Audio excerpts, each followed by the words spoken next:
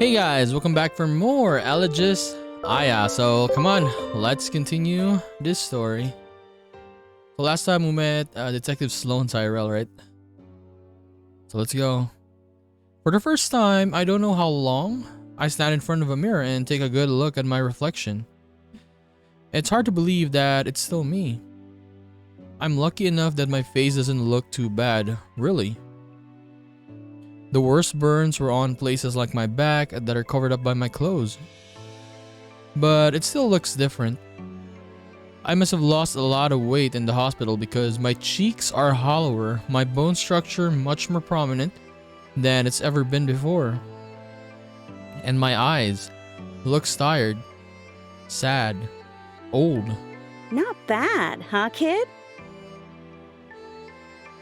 Aunt Claire gives me a light clap on the back.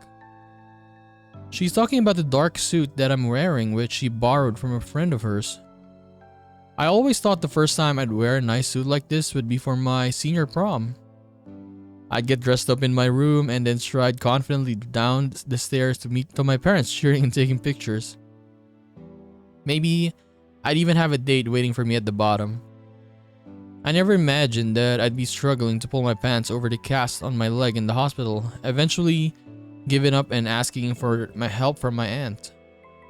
Or that she'd be the only family I have left as I lean on my crutches and look in the mirror, making sure I look alright for my parents' funeral. Are you okay to get down to the main floor by yourself? I can go bring the car around. Yeah, sure. Claire squeezes my shoulder one last time before she leaves. You look great, kid. I doubt it. I sigh and continue to stare at the drawn and unfamiliar face in front of me as I summon the energy to hobble over the elevator. Then another less defined but equally worried looking figure appears in the reflection behind me. You're not checking out of the hospital, are you? Not yet. I'll be back later. I'm just going out for the day. For my parents' funeral. Oh.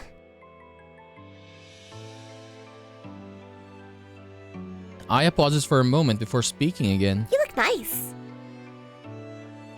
I scoff. I look like an exhausted hospital patient bundled into a borrowed suit.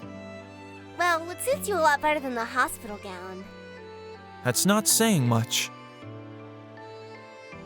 Aya hovers closer to me and surveys her slightly blurry and indistinct reflection. Do you think I would look good in a suit?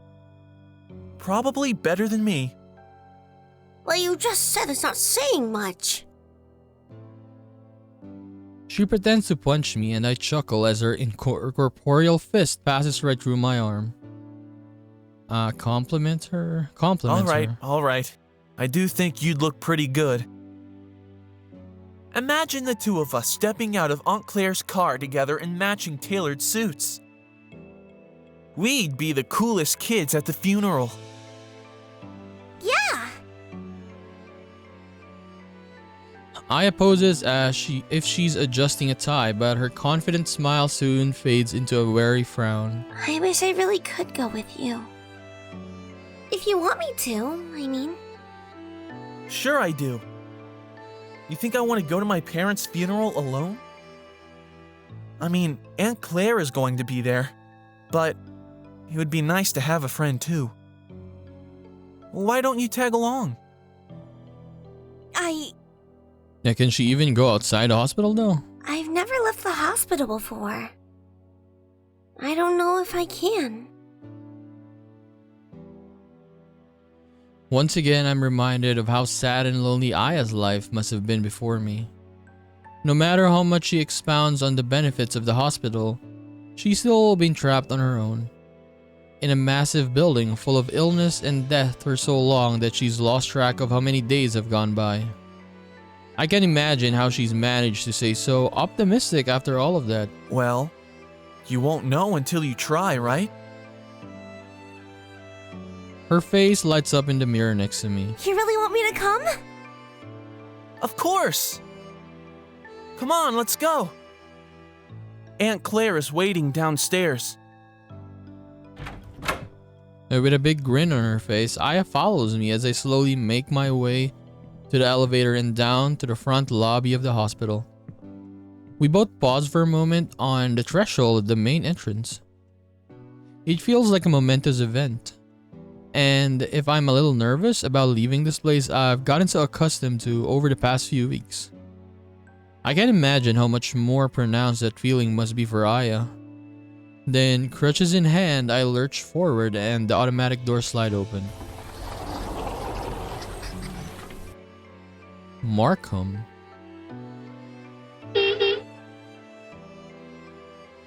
Outside, Aunt Claire honks the horn of the beaten up old Volvo. Without thinking, I hold the back door open, as if Aya needs that in order to get in. You want to make me feel like a chauffeur? Sit up front, kid. Right. Sorry. I follow Claire's instructions, and once I'm seatbelted in my crutches by my side, she eases on the gas.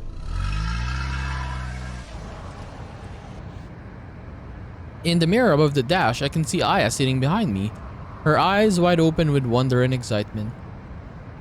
Aunt Claire turns on the radio and a rock song from the 1970s plays softly through the tiny car speakers as we travel down the smoothly paved road. The scenery outside the windows should be familiar. I've been in this part of town often enough to be used to it by now, but something about it strikes me as a dreamlike and uncanny. It's like I'm seeing another world for the first time. The world where my parents are dead. In an instant, I reach over and slap the off button on the radio. Aunt Claire tilts an affronted gaze in my direction. Not a Springsteen fan? Not today. I used to like this song, so I'd rather it not forever remind me of my parents' funeral. Aunt Claire shrugs as the light turns green, allowing us to turn left down the winding street toward the graveyard. We drive in silence the rest of the way, interrupted only by the occasional exclamation of joy when Aya spots an ice cream place or a really cool looking house. Nothing gets that girl down. Gilbert. Where's Mom's tomb? Aunt Claire and I decided we didn't want a big ceremony for the funeral. My parents were never very social people, and we don't really have other family, so we knew there wouldn't be very many guests to appreciate it anyway. So it's nothing more than a small and simple gathering in front of an entirely symbolic gravestone. There weren't any bodies left to bury. Oh my god. Michael and Julie Gilbert, beloved parents of Zachary. Nothing in life is to be feared, it is only to be understood. Those names, the dates beneath them, and the coat my mom had hanging in a cross-stitch on her office wall. That's all that's left of my parents. A few of Mom and Dad's colleagues offer me perfunctory condolences, and Claire gives me an awkward introduction to a group of old friends. There's no one I really know all that well aside from her and Aya. Well, thanks for coming, everyone. I guess I'll start us off with a few words. Aunt Claire takes up a position by the empty grave, and the rest of us shuffle into a semicircle to listen. For those of you who don't know me, my name is Claire. I'm Michael's sister and Zachary's aunt. Ever since we were kids, I knew my big brother was going to be a brilliant scientist. And as an adult, he impressed and inspired me every day with his dedication to his research. I know some of you here worked with him, so I hope you'll be able to carry on where he left off. And to make sure his contribution to science means something. Not that I ever understood what the hell he was working on all the time, but hey, he didn't understand my art much either. This remark earns a few soft chuckles from Claire's small audience. And I know Julie also had the same intelligence and determination. It's why they were perfect for each other.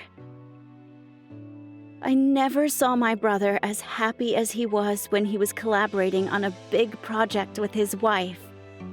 The two of them also deserve credit for raising a great kid. My nephew, Zach, who's still keeping his chin up, even after everything he's gone through. Aunt Claire gestures toward me and I blush as a few of the other adults turn their heads to look. I know I could never be as great a mom as Julie, but I'm going to do my best to take care of him. From now on, anyway. She looks down toward the grave and her voice cracks as she speaks the next few words. I hope I'll make you proud, Mike. A tear slides out of my aunt's eye. She hastily wipes it away, but her shoulders are shaking and I can tell she's having difficulty holding back from crying more. Silence hangs over the graveyard with everyone in our small gathering apparently unsure what to do next. I wish I could do something to comfort Aunt Claire or to honor my parents' memory. But I can feel my throat closing up at the prospect of trying to talk about all this in front of this group of strangers. What if I say something totally stupid? Or what if I just start crying too and everyone feels even more awkward? Then I feel Aya next to me, her ghostly hand brushing against mine with a familiar tingling sensation. I turn to look at her and she gives me an encouraging nod as if she can tell what I'm thinking. I respond with a subtle smile before taking a couple of hobbling steps forward. You will, Aunt Claire. Thank you so much for that speech, and thank you to everyone else for coming here to express your sympathy.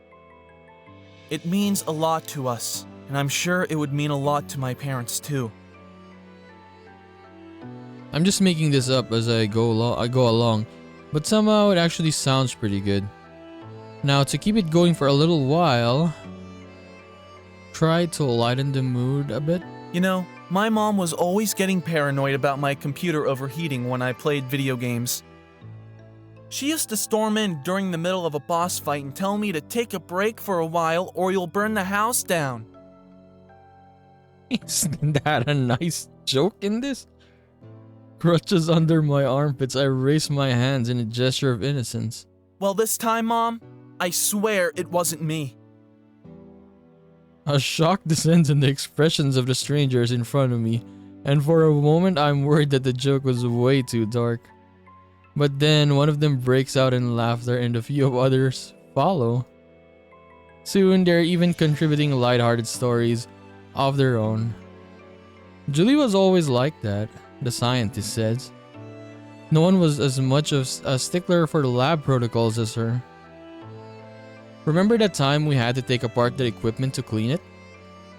She must have double-checked that it was all shut off about 50 times. As more conversations spring up, Aunt Claire smiles and squeezes my hand. Thanks, kid. I look out as the group of people discussing their memories of my parents, and see Aya floating among them, smiling sympathetically in my direction.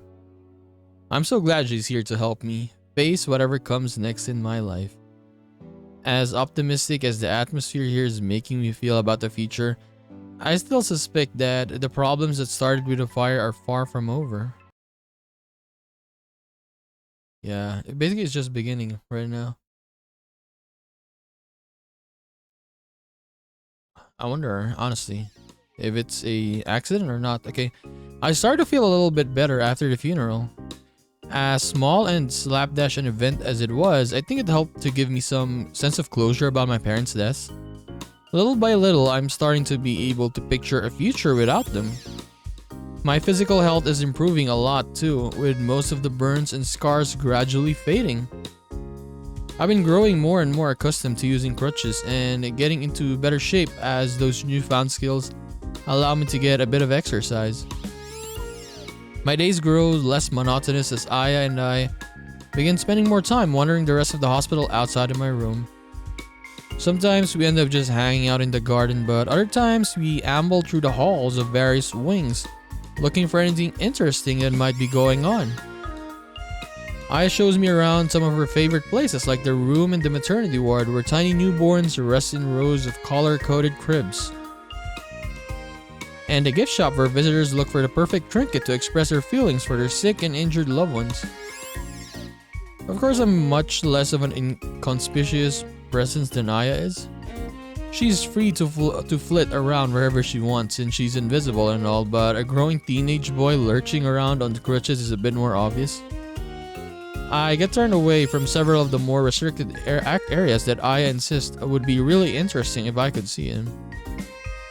One afternoon, I even get a serious lecture from a furious lab-coated doctor. After I accidentally stumble into what turns out to be where medical researchers from the university do some of their more sensitive work. She practically drags me to the nearest elevator to get rid of me. Which I think is a pretty rude way to treat a temporarily disabled kid who's just innocently exploring to pass the time. Aya finds it pretty funny though. She's not the one getting yelled at and manhandled. But no matter how harsh a treatment I occasionally receive, it doesn't do much to dissuade me from continuing my brave expeditions through the winding halls of the massive hospital my friend and I call home. I don't think I could put a stop to it even if I wanted to, considering how enthusiastic Aya is about getting me out of bed and into some new location every morning. Even without being able to physically touch me, she's almost as forceful as that angry doctor. The girl just loves to explore. But if I thought I had already seen her at her most excited, she proves me wrong with a burst of joyful energy on the day we finally come across the library.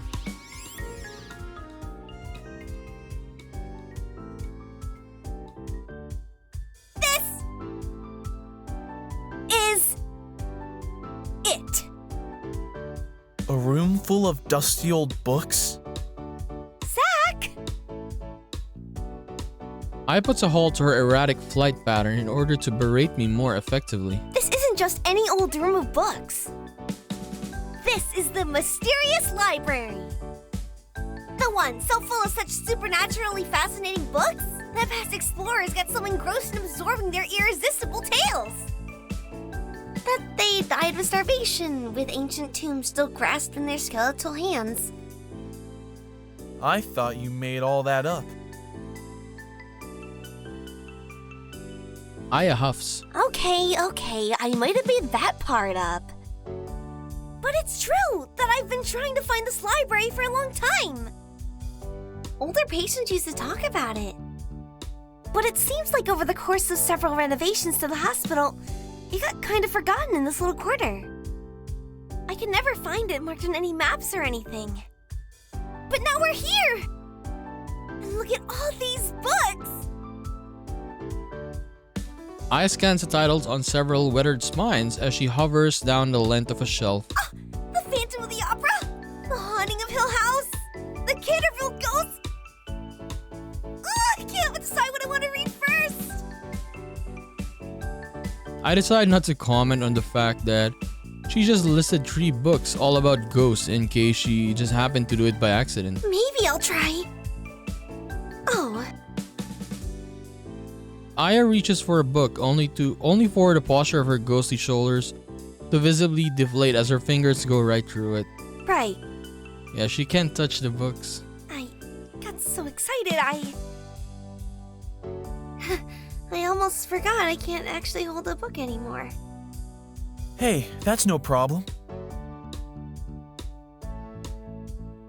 I leant toward the shelf, feeling some sense of obligation to cheer her up, the way she always does for me. We can read together. I can hold the book and you can look over my shoulder and let me know when you're ready to turn the page. Or maybe I could even read it out loud to you. My dad used to do that all the time when I was a kid. Really? You wouldn't mind? Of course not. Not that I've ever tried to read a book out loud before. But after my speech at the funeral went over so surprisingly well, I'm feeling pretty confident about my public speaking skills. Okay. You pick the book then. What do you want to read? Alright. I peruse the titles on the shelves, some of which are partially concealed by the buildup of dust. I recognize a lot of old classics as well as some others I haven't heard of before. Eventually, one that I used to love when I was a little catches my eye. I shift my crutches closer until I can lean over and take it off the shelf. I think you'll like this one. I'm sure I will. Let's see here. I look around the room and spot an armchair that doesn't look too decrepit or uncomfortable. I hobble over there and sit down, crutches leaning against the side of the chair and Aya hovering on my shoulder. Before cracking the weighty hardcover open and flipping to the first page. Okay, ready? Ready. You don't know about me without... No, hang on. Let me start over.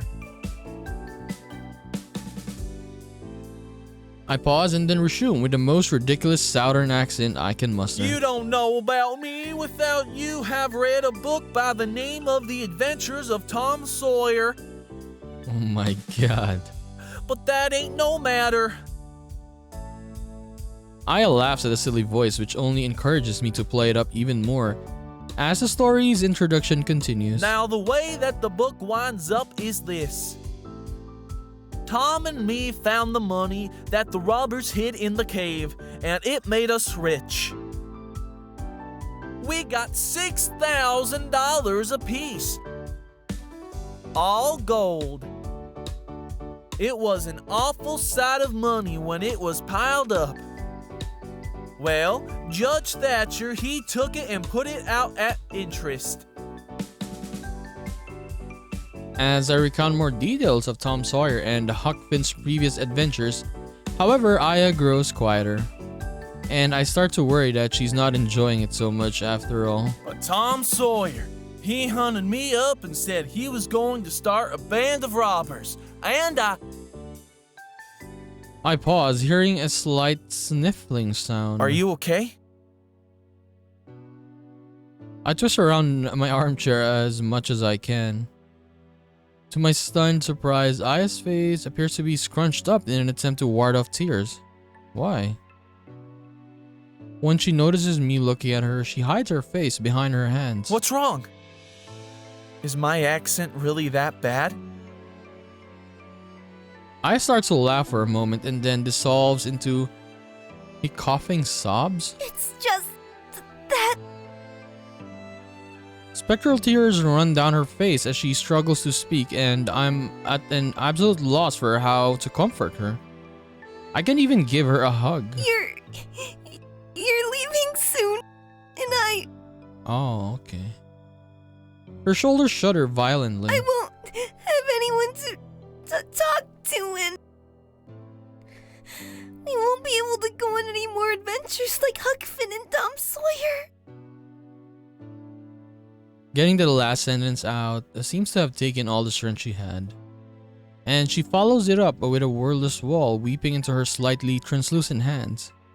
Carefully, I lift myself out of the chair so that I can at least face her more directly, even if it's impossible for me to touch her. It's okay, Aya.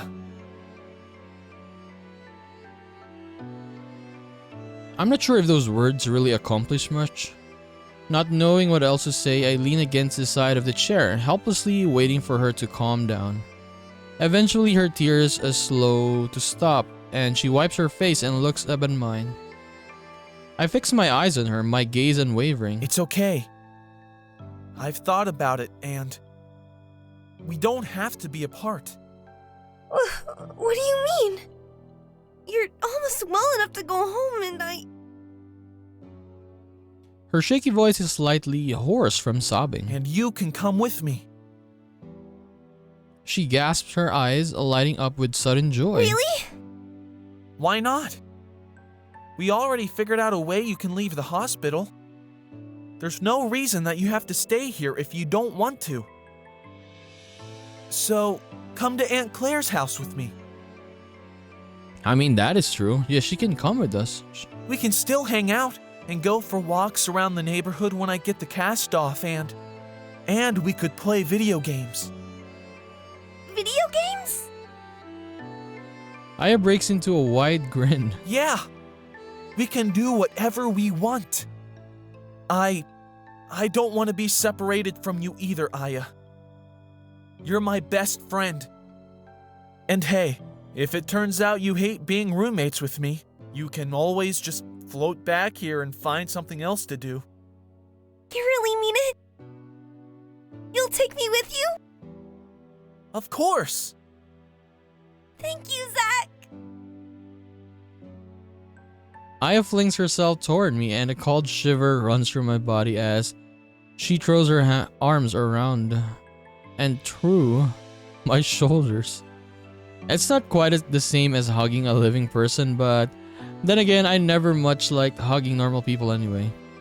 I'll take a cold, ghostly hug from Aya any day.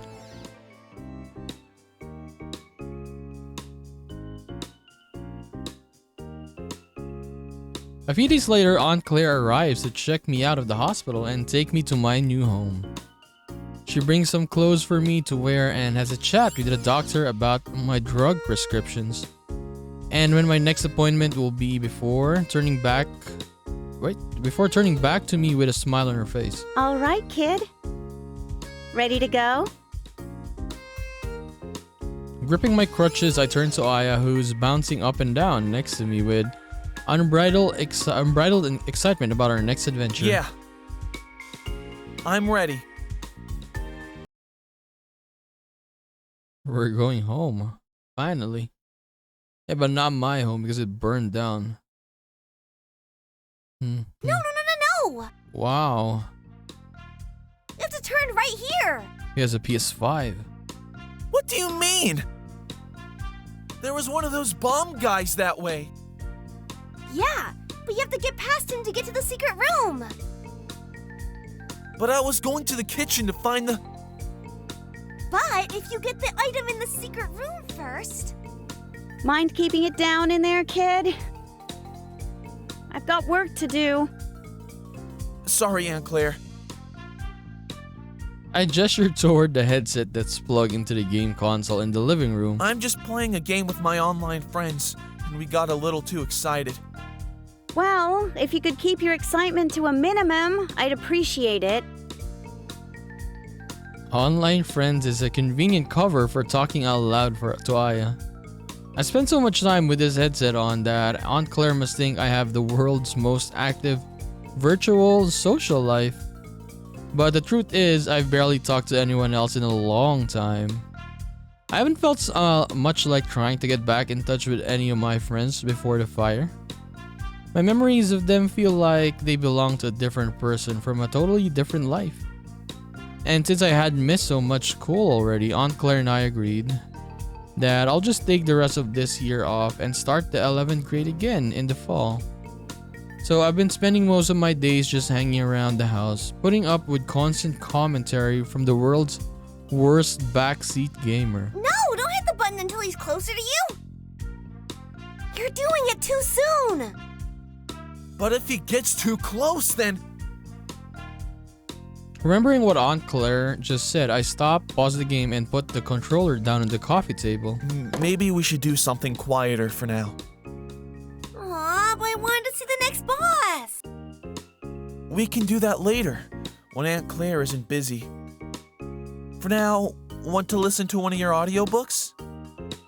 Oh. Okay. I pushed myself up off the arm of the couch and grabbed my crutches to help me up the stairs. Getting up and down the stairs still isn't my strong suit, but every day it gets a little easier. And at least I'll finally be getting this cast off pretty soon. I'll still have to wear one of those padded boot things for a while, but I'll be able to put a little bit of weight on my bad leg. Instead of just hopping around on constantly exhausted good one. Aya waits patiently for me instead of zipping up the stairs ahead of me. That's something we had a bit of a talk about after our first few days here. And the two of us gradually make our way to my new bedroom.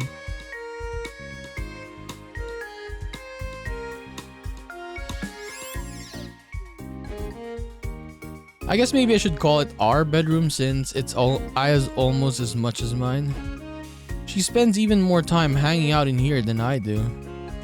I'd like to give Aya a room of her own, but since Aunt Claire doesn't know she exists, it would be hard to explain why I want to reserve some of her small rental houses, limited space for apparently no one to use.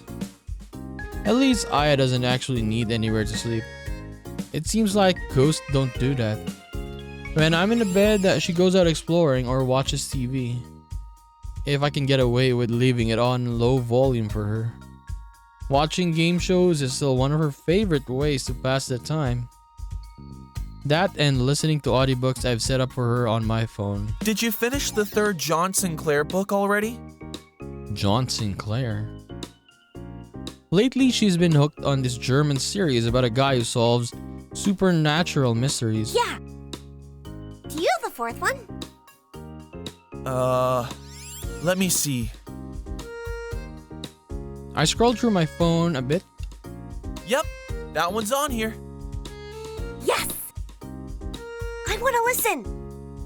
Okay, have fun. I'm going to go back downstairs for a bit while you're listening, okay? Okay.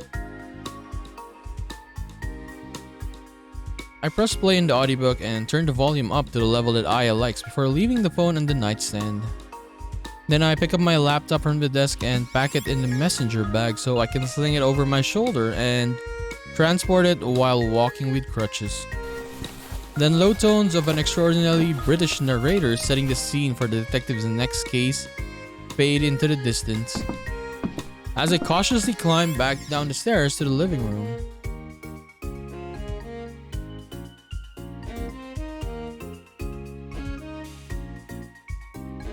A slight tenseness in my muscles relaxes once my crutches hit the solid ground of the main floor again. Aunt Claire has done a lot to furnish my new room comfortably.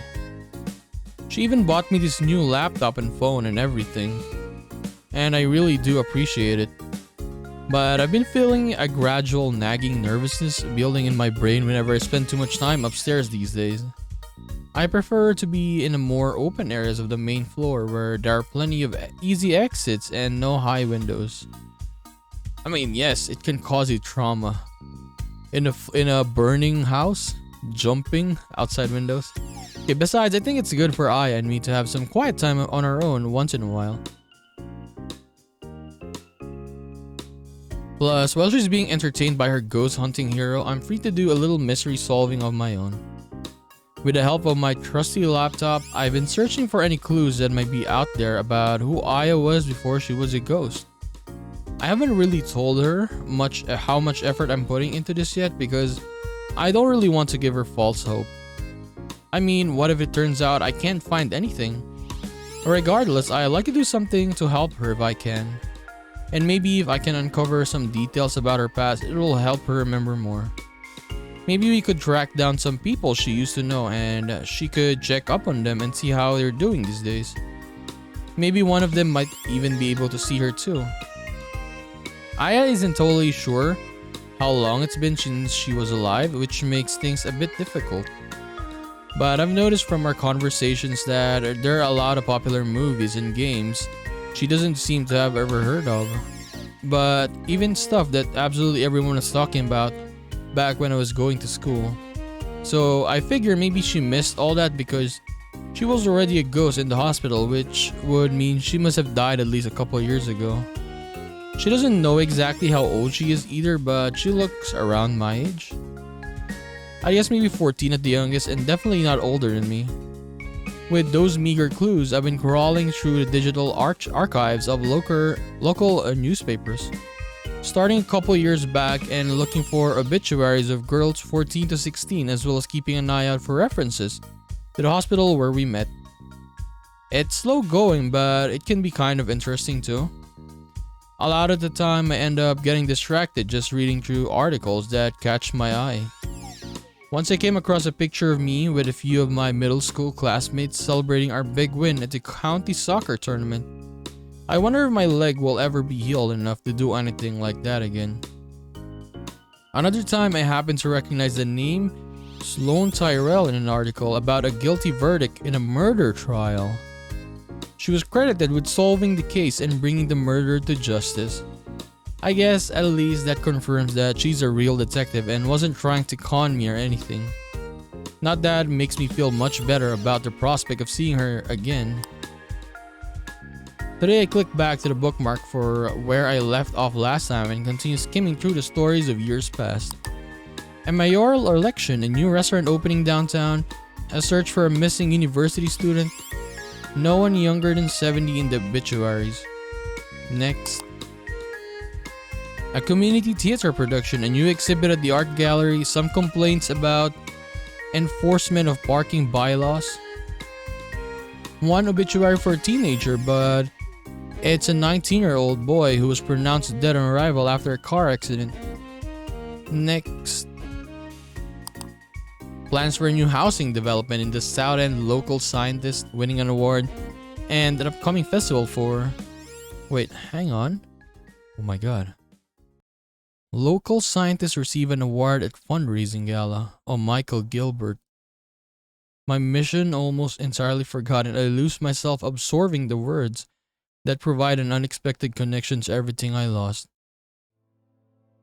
Doctors Michael and Julie Gilbert, researchers in Markham Hospital, were presented with a joint award last night's holiday fundraising reception.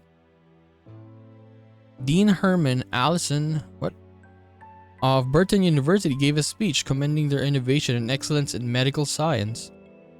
A married couple, the Doctors Gilbert, have worked in Markham for over a decade. Their research, under the supervision of Dr. Louis Laurent, concerns the treatment of patients in long-term comas. Google. Look at this Google search. Upon accepting the award, Dr. Julie Gilbert gave an emotional speech about the potential their continued research has to improve the lives of patients and their families. That sounds like my mom, alright.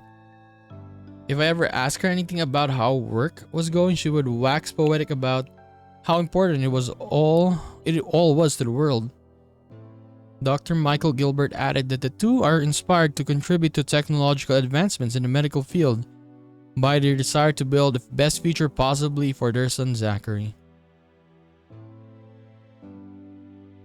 Tears brim in my eyes, blaring the text on the screen. I wipe them away and scroll back up to the picture at the top of the page. Mom and Dad dressed up for a formal evening, both grinning from ear to ear as they are holding a plaque together. I try to remember where I would have been on that day.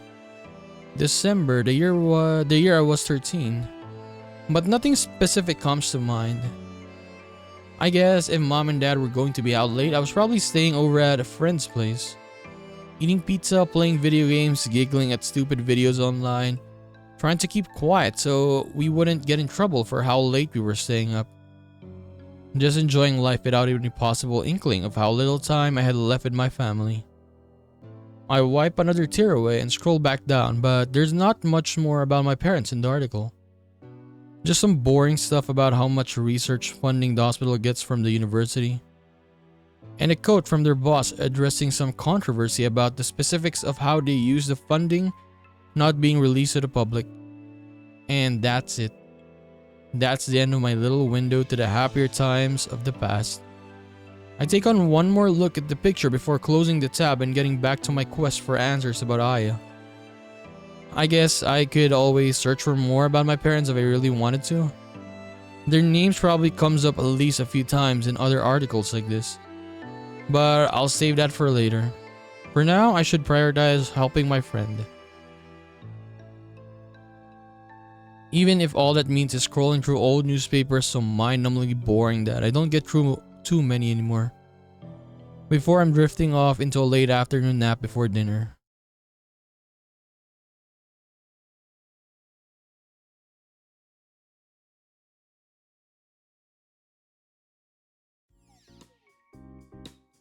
Okay, I think we'll... we'll end our episode there for now. So yeah, we went to the funeral of our parents, or we had a funeral of our parents, I mean. And then we went home. Now we're here. And Aya, yes, Aya could come out. Why didn't she try to go when she was alone, right? Why didn't she try to explore the other places? Why did she want to stay in the hospital? Yeah, but now she's living with Zach and Aunt Claire here in their house. It was pretty nice. So actually, I thought that we're gonna see like, what do you call this, news about Aya, but it turns out it was her parents when they were. Turns out it was Zach's parents. I mean, when they were getting an award. So maybe next time we can get something about Aya. Yeah, hopefully. I saw that this game is very short, maybe like 5 to 7 hours, something like that. And yeah, we haven't even had a clue even once on who Aya is, or maybe even any connections to anyone, right? Yeah, still nothing, nada. So anyways, we'll just continue this in the next episode. I'll see you then. Bye bye.